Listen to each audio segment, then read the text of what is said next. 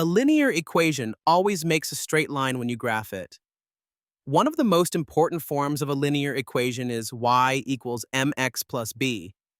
This form tells us exactly how to draw the graph. Let's break this down slowly. The letter m is called the slope. The slope tells us how the line moves. It shows how much the line goes up or down every time we move to the right. The letter b is called the y-intercept. The y-intercept tells us where the line starts on the graph. It is the point where the line crosses the y-axis.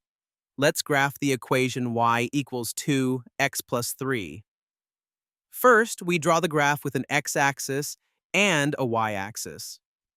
The y-intercept is 3, so we start at the point 0, 3. This point is where the line begins. The slope is 2.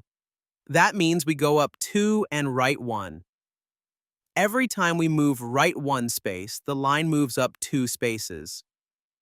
After moving up 2 and right 1, we land on the next point. This shows us the direction the line is going.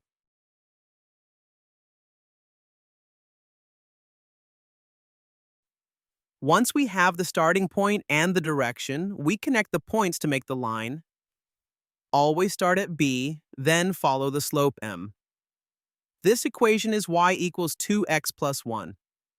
The y-intercept is 1, so we start at 0, 1. The slope is 2, which means up 2 and right 1. We repeat that movement and connect the points to draw the line.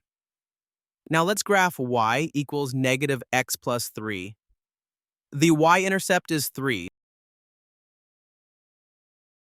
The slope is negative 1. A negative slope means the line goes down as it moves to the right. So this time we go down 1 and right 1. To graph any linear equation, follow the same steps every time. Start at B, use the slope m to move, connect the points, and you're done.